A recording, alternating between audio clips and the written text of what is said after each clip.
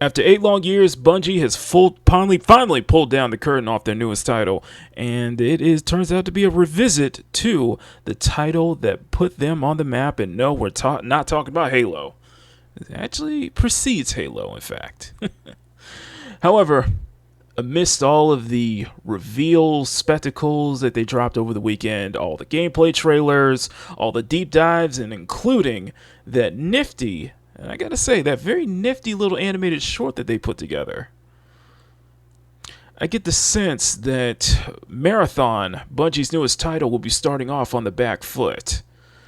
And I think it has to do with the trust that has been waned at Bungie, at Sony, and at the industry in general, plus a lot of the divide that has been going on over the past couple of years between the industry and the gamers, the paying customers and such. Let's get right into it, shall we?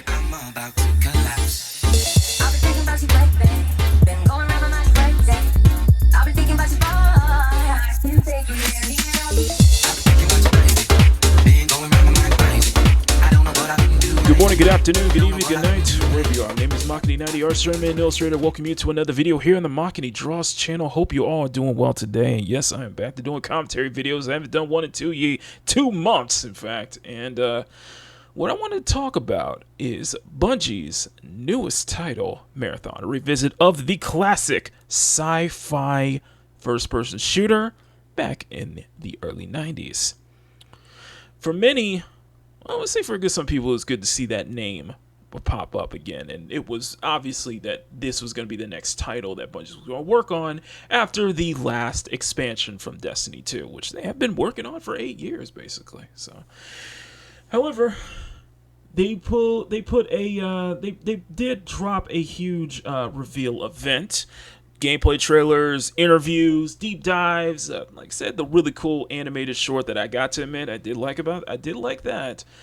However, amidst all of this, there is definitely some doubt, and there's definitely some worry going on, especially going on behind the scenes, considering the fact that Bungie did suffer layoffs before the reveal. Not exactly before the reveal, but they did suffer a lot of layoffs, and there was some controversy behind that. And I do speculate that with everything that's going on with Marathon, it feels like this could be a make or break moment for Bungie.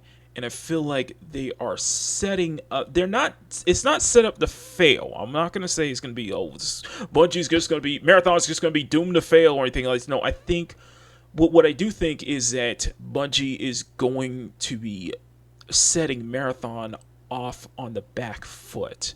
It feels like there's a lot more against this upcoming title than for it, from what I'm speculation. So for me, I'm just going off the cuff here, and I want to just kind of provide my personal thoughts of what I've seen so far with the Marathon trailer, and what they've seen so far with everything kind of revealed, stuff like that, and just kind of provide my personal thoughts of what I think what could happen with Bungie's newest title, which will be released in September. But before we do that, thank you guys so much. If you guys can, please smack that like button, make it jiggle. Smack that subscribe button, make it jiggle.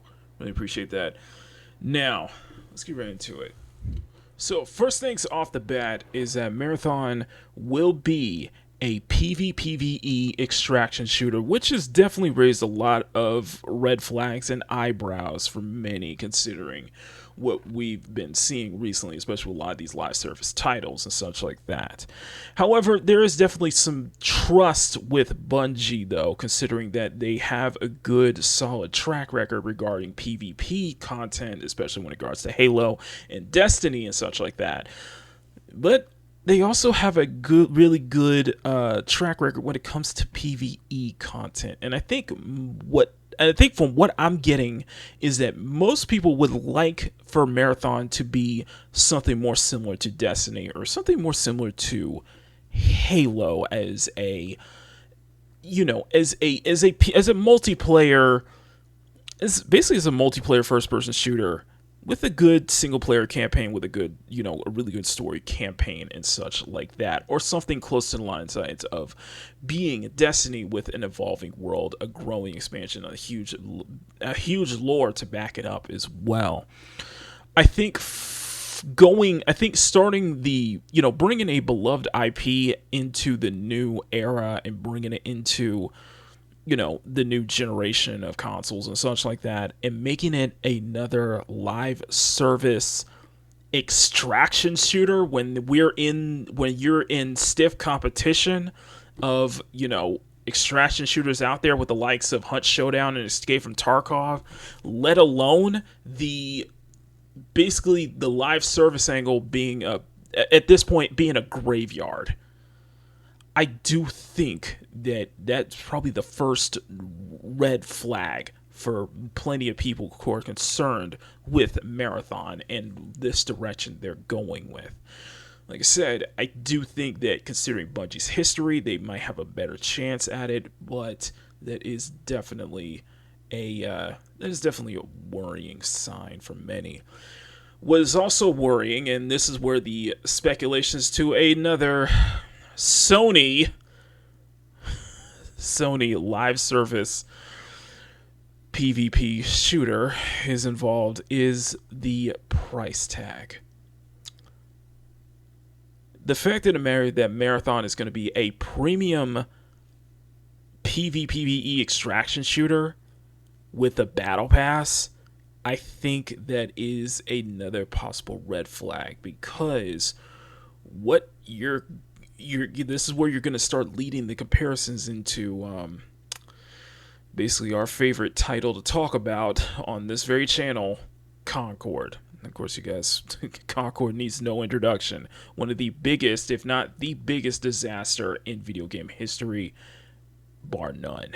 And the Concord was sold as a premium $40 PvP shooter with live service elements, plenty of live service elements, in a sea of dead live service titles, because there has been a lot of casualties in this space recently. With Marathon going into that realm, especially when there's stiff competition, and especially when the live service it's only meant for a select few to succeed, that's one way to putting the game out on the back foot.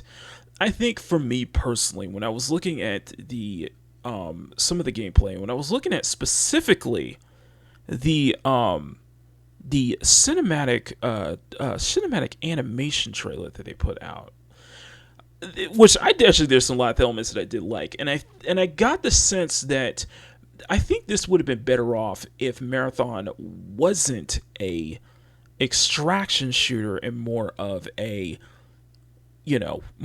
a Halo, or more of like a Destiny, where you have this enthralling single player campaign that you can build. You have this even not just single player but co-op campaign that involves that gets people who are new to this world, introduces the characters, introduces the story, the setting, and everything. And I think from what was watching from that trailer, I really got a good sense of the world and such like that, and I think that it's very interesting.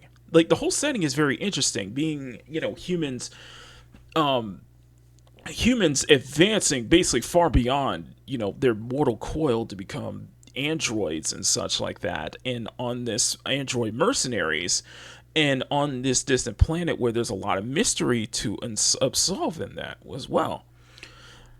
I feel like that would have been a better angle than trying to get into the PvPvE extraction scene, where I feel like a good campaign, especially a good co-op campaign, could introduce new players into the extraction side of Marathon, especially not just the world and such like that.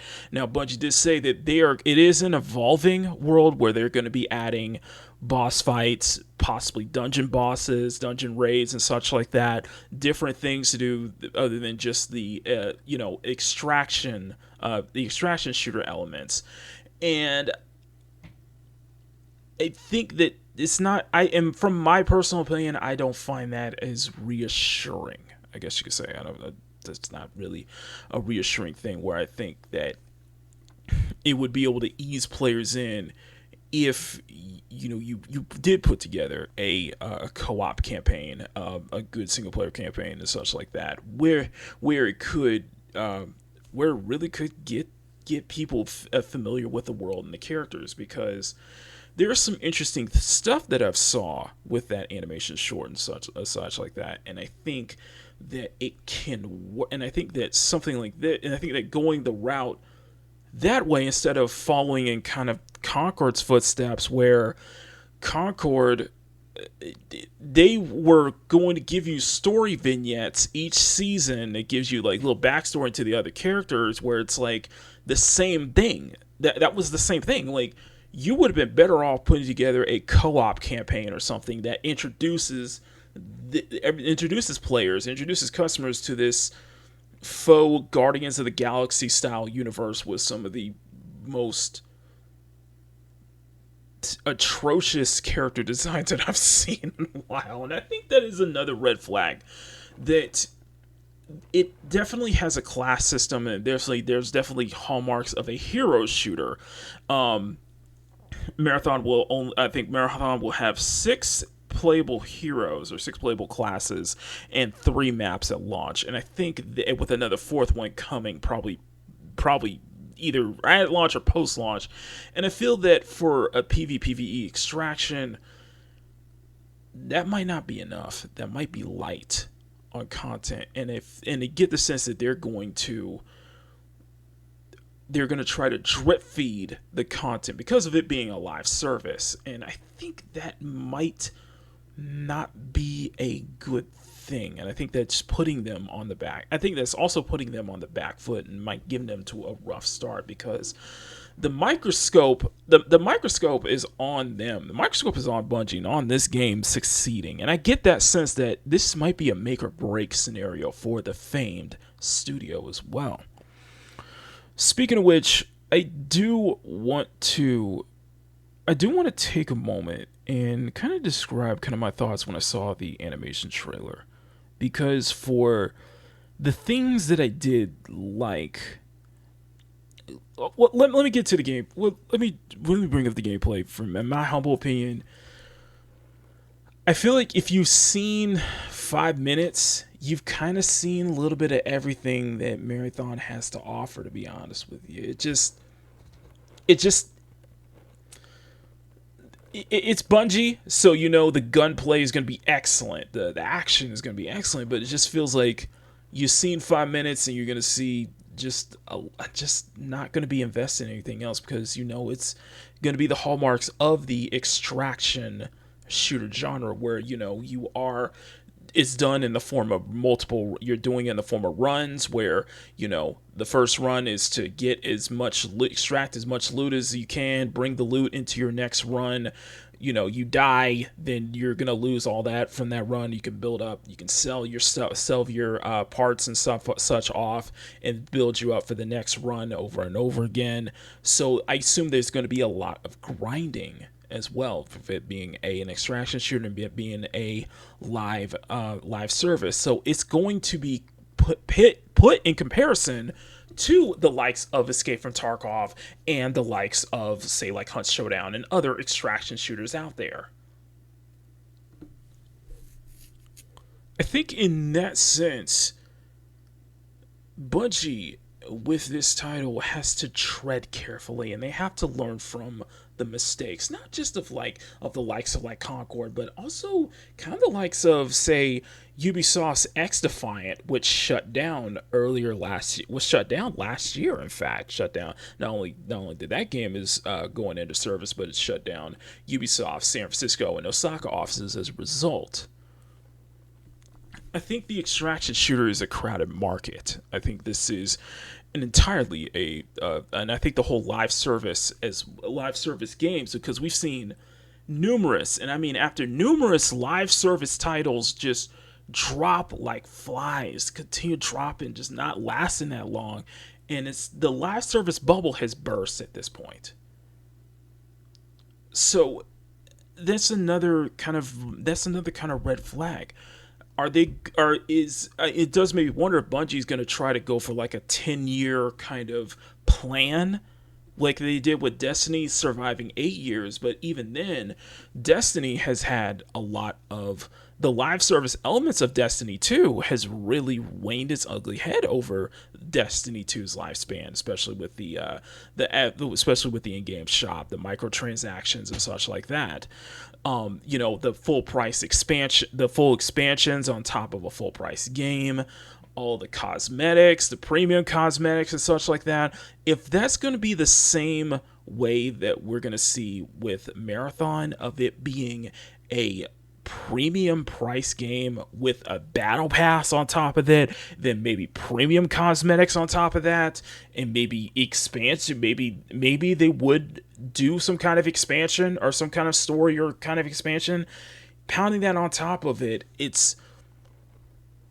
I think most players would rather. I do think, and that's just my opinion. I think most players would rather just pay the game, pay it full price with no microtransactions, with no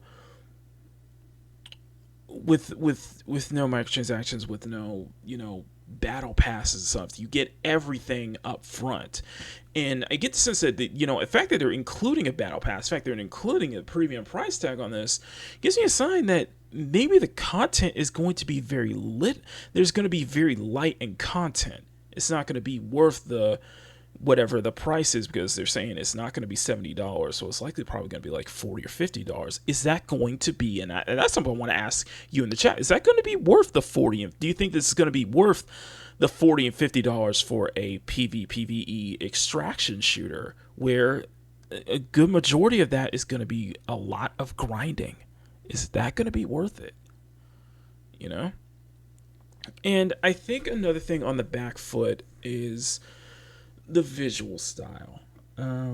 This one is a very, very mixed, almost mixed to negative bag for me. And the reason I say is that while I do think I do see what they're going for. I definitely see what they're going for with the visual styles and a lot of the brighter colors and such like that. And I do have to give props for that animation, for that short film that they put together, because the way it's shot, the way it's shot, the way the camera angles and such like that, it's very, very interesting. Reminds me a lot of like Chappie District 9, like a Neil Blomkamp kind of style film to it. And I think it would have been interesting if we saw like a marathon film done kind of in that Neil Blomkamp kind of style that way. It's very interesting. It's very artsy, very art housey in a way.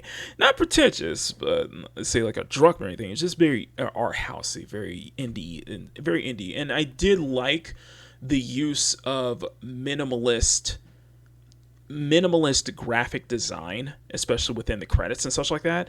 Though I think it suffers from its character designs not being on the level of Concord bad, but having the issue with literally throwing everything at the wall and trying to see what sticks. Literally, a lot of and I was bringing this up on some of my community tabs and on Twitter, that the female character that they were showing off in there, it's too busy. I think that's the problem. Is it's too busy. It's too incoherent. There are too many. When I look at like some of the character designs and such like that, when I look at kind of the worlds and like the way they use the color palettes and how bright and sad, vibrant the colors are, I feel like there are too many elements that are clashing with each other instead of trying to complement each other. I think that the one character was the sniper character that I thought was probably the best looking character, simply because it wasn't a clash of different colors all at once. It was just a solid black and gray, black and arctic white, arctic camo kind of white color, and sticking to that throughout. when I saw the girl, when I saw the girl, it was just like she was switching through color. There was one scene that where she was swapping through color schemes, and I thought that the one color scheme that I felt like it wasn't so busy, that it was felt kind of coherence, was when she was in this black and gold color scheme throughout. Having and I think that it might be another issue, and it might fall the same way as Concord did. Now, granted, despite how I feel that the characters may look, sorry about that. Despite how I feel that the characters may look kind of on the androgynous side, I still think it's better. I still think I would prefer that over Concord, honestly. It's just a lot of it doesn't really. I think the busyness of what they're trying to do, especially when they're incorporating this minimalistic industrial design, I think it's going to hinder it more than it's going to help. And I think that's a shame because with the effort that they put into the animated short, it makes the world interesting. It makes you want to be interested in, okay, what is going on in this world? What is going on with these characters? There's a lot of interesting elements the way it's done. It's like I get the sense that a lot of what we saw in that animated short is not going to transition as well in game. It's not going to transition as well in game. But then again, I may be wrong. But from someone of what I saw with the graphics and such like that, I saw with the overall art style in game. My apologies.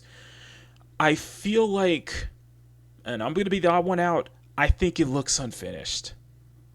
I genuinely think like it looks like this is their. It looks like a first draft.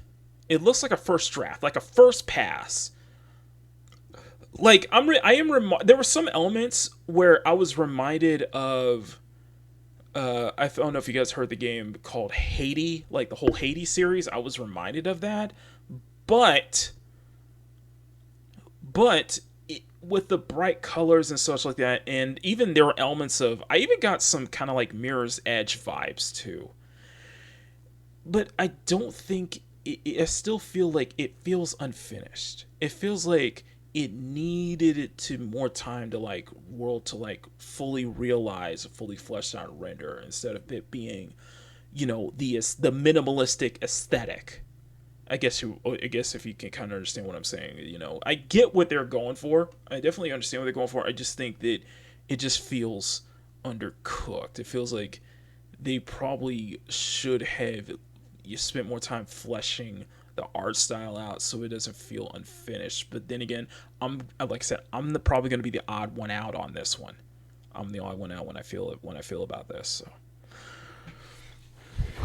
And I think that's another flag because I got mixed reactions from mixed reactions from other people about the art style and about the character design and such like that. And the thing is that if you're doing a live service PvPvE Extraction Shooter, if you're just doing a live service multiplayer game, and let alone a hero shooter, you got to have characters that you want to play as, that you want to play as, that you want to see, that look interesting to you, that have some appeal to you. And then I think there are some interesting designs, but I think it needs to be more fleshed out. I think it feels like there's too many things going on. And I think that the fact that there's too much of visual contrast and fighting with each other instead of complementing each other, I think that's going to hinder the appeal of the game as well. I think in the final, because I know we're going about 20 minutes so far into this video, into this commentary, and I think the final part on why I believe that Marathon may have a rocky start, and the projections of this game lasting may not be promising for many people, may come down to the trust that players and gamers and customers have with Bungie, with Sony, and with the industry in general and such like that. With Destiny 2, I have heard that the start was rocky. The start was a mess. And of course, putting a lot of their focus on the Evers, I guess what was called the Evers shop, or the Evers shop, if you guys can remember. That's a place where you buy all the cosmetics and microtransactions and stuff like that. A lot of focus was on that.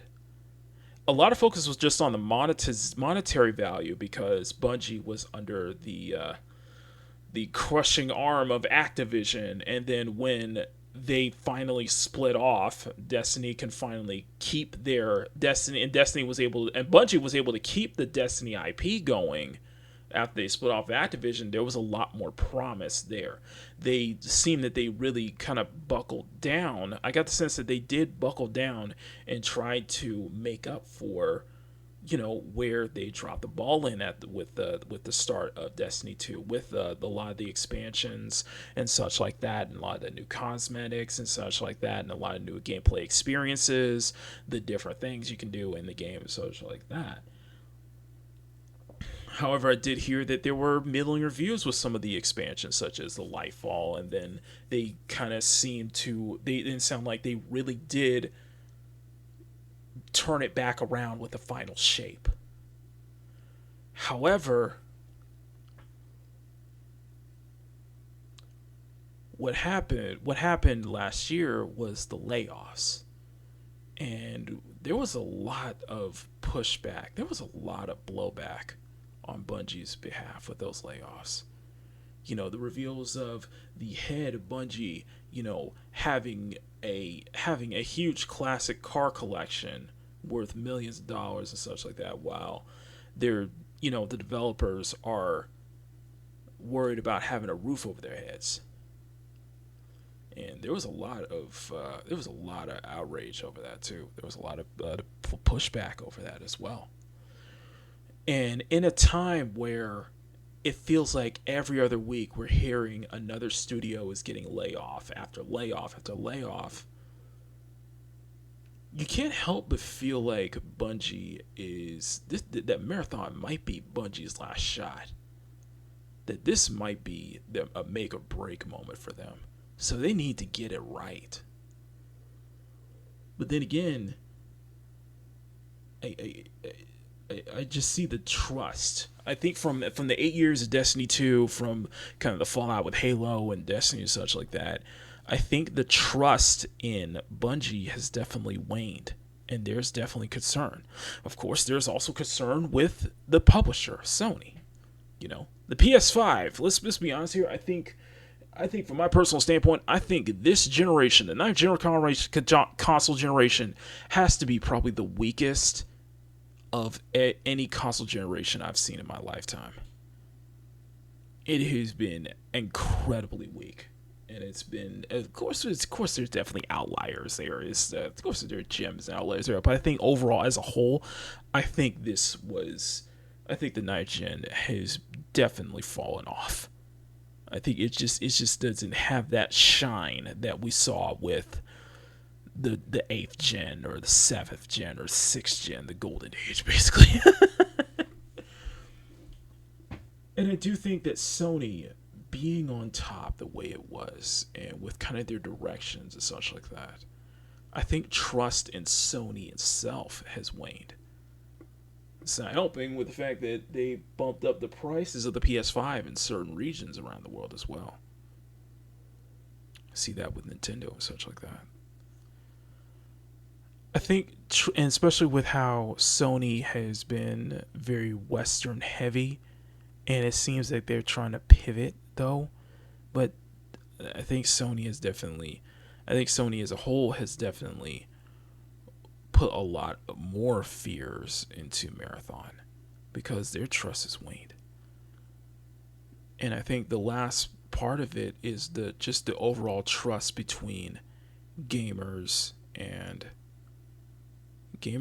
developers, customers, customers and developers, customers and publishers, Legendary Drops did a video on this, and I think he put it greatly. I think he put it excellently, saying that, there has been a severe clash between gamers and the players and the customers and the developers and publishers and the industry itself. Now you're gonna hear those comments where it's like, I don't see what the problem is with this game. What is going on with all this discourse? I don't see what the issue is. You're gonna hear those pundits. You're gonna hear those names all the time. You're gonna hear those channels. Those people are gonna say that, and I think that it's missing the point that there has been a severe distrust between both parties.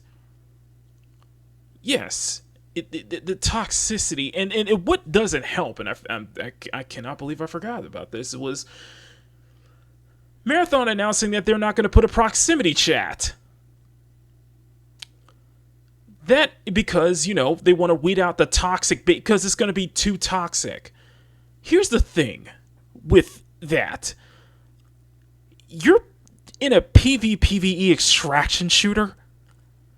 Having proximity chat is a must. Escape from Tarkov has it.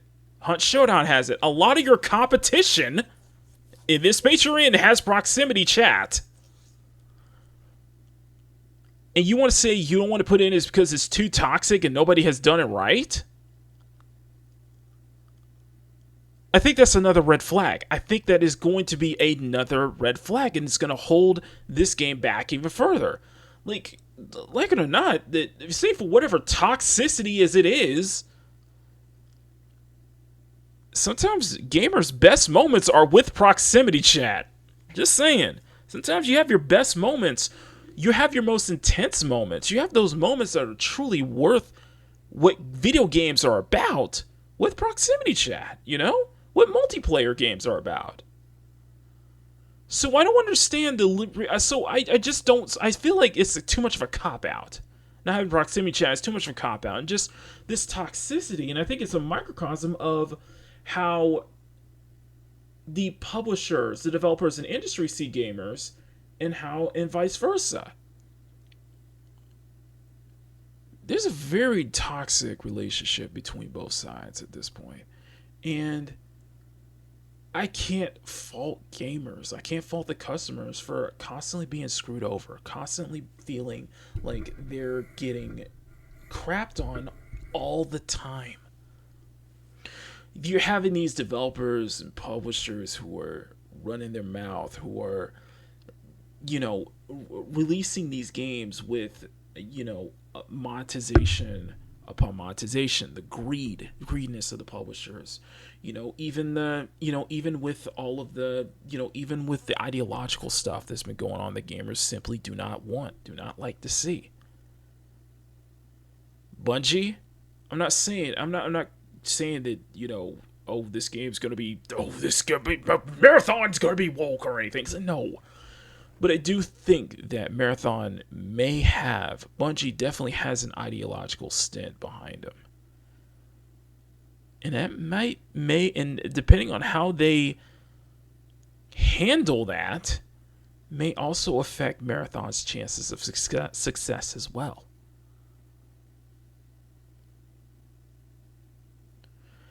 Bungie has to tread very carefully if they want this title to succeed.